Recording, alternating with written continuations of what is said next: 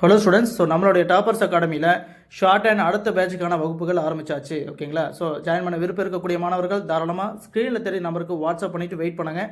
Not only short and accountancy and then COA அதுக்கான அட்மிஷனும் போயிட்டு தான் இருக்குது. சரிங்களா? ஸோ அதுக்கு போக டிஎன்பிசிக்கான கிளாஸஸும் போயிட்டு தான் இருக்குது.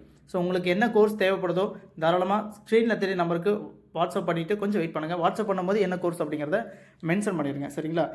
ஷார்ட் அண்ட் எக்ஸாம் 2025 ஃபிப் எக்ஸாம் நல்லபடியாகவே முடிஞ்சிருக்கு. எந்த கம்ப்ளைண்ட்டும் இல்லை, அதிகமாக வரலை. ப்ரீவியஸ் எக்ஸாம் கம்பேர் பண்ணும்போது இந்த எக்ஸாம் பரவாயில்ல. இனி வரக்கூடிய எக்ஸாமும் இதே மாதிரி கொஞ்சம் எந்த கம்ப்ளைண்ட்டும் இல்லாத வகையில் இம்ப்ரூவ் பண்ணாங்கன்னா நல்லாயிருக்கும். ஸோ நம்பலாம். ஓகே, இதுக்கான ரிசல்ட் எப்போ வரும்? அதாவது இப்போ நடந்து முடிஞ்ச ஷார்ட் அண்ட் 2025 பிப்ரவரி தேர்வுக்கான ரிசல்ட் எப்போ வரும் அப்படின்னா மே 6ஆம் தேதி ஆஸ் பர் டென்டேட்டிவ் ஷெட்யூல். ஓகேங்களா? May 6 as per tentative schedule. Tentative ஷெட்யூலில் கொடுத்துருக்கப்படி வந்து பார்த்தீங்கன்னா மே 6ஆம் தேதி ரிசல்ட் வந்துடும் அப்படின்னு சொல்லி கொடுத்துருக்காங்க. அந்த டேட்லேயும் வரலாம், இல்லை அதுலேருந்து 1 or 2 days முன்ன பின்ன கூட ஆகலாம். ஓகேங்களா? Not only for short and type writing accountancy அந்த எக்ஸாமுக்கான ரிசல்ட்டும் அப்போ தான் வரப்போகுது. சரிங்களா? டைப் ரைட்டிங் எக்ஸாம் லாஸ்ட்டாக நடக்கும். மார்ச் 1 and 2 போட்டிருக்காங்க. ஓகேங்களா? ஸோ அப்போ மார்ச் மந்த்தே ஃபிப்ரவரி எக்ஸாம் முடிஞ்சதுன்னு வச்சுக்கோங்க. மார்ச், ஏப்ரல், மே.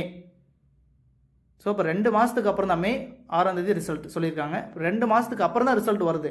சர்டிஃபிகேட் இன்னும் டிலே ஆகி தான் வரும். ப்ரீவியஸாக நடந்து முடிஞ்ச எக்ஸாமுக்கான சர்டிஃபிகேட் இன்னும் வரலை. சரிங்களா? எந்த அப்டேட்டும் வரலை. வெயிட் பண்ணுங்கள், கூடிய சீக்கிரம் வந்துடும். சரிங்களா? ஸோ இப்போ எக்ஸாம் எழுதியிருக்கக்கூடிய எல்லா மாணவர்களுக்கும் வாழ்த்துக்கள். அடுத்து என்ன பண்ணலாம் அப்படிங்கிறத டிசைட் பண்ணுங்கள். வெயிட் பண்ண வேண்டாம். ரிசல்ட்டை பார்த்துட்டு, அதாவது நீங்கள் ஷார்ட் அண்ட் முடிக்கணும், கம்ப்ளீட் பண்ணணும் அப்படின்னா ரிசல்ட்டுக்காக வெயிட் பண்ணாதீங்க. அடுத்து என்னவோ அதை ஸ்டார்ட் பண்ணி கிளாஸ் கன்டினியூ பண்ணிகிட்டே வாங்க. ஸோ நம்மளுடைய அகாடமியில் மண்டேலேருந்தே அடுத்த பேட்சுங்கிறது ஸ்டார்ட் தான். ஸோ ஈவன் இதுக்கு முன்னாடி ஸ்டூடெண்ட்ஸ் நிறைய பேர் அடுத்த பேட்சுக்காக ஜாயின் பண்ணியிருக்காங்க. இப்போ எக்ஸாம் எழுதிருக்கக்கூடிய ஸ்டூடெண்ட்ஸ் அடுத்து நீங்கள் என்ன கிரேட் ஜாயின் பண்ணுறீங்க அல்லது என்ன சப்ஜெக்ட் ஜாயின் பண்ணுறீங்க அப்படிங்கிறத டிசைட் பண்ணிவிட்டு தாராளமாக ஸ்க்ரீனில் தெரிய நம்பருக்கு வாட்ஸ்அப் பண்ணிவிட்டு கொஞ்சம் வெயிட் பண்ணுங்கள். உங்களுக்கான டீட்டெயில்ஸ் சொல்லுவாங்க, தாராளமாக ஜாயின் பண்ணிக்கலாம். சரிங்களா? நன்றி.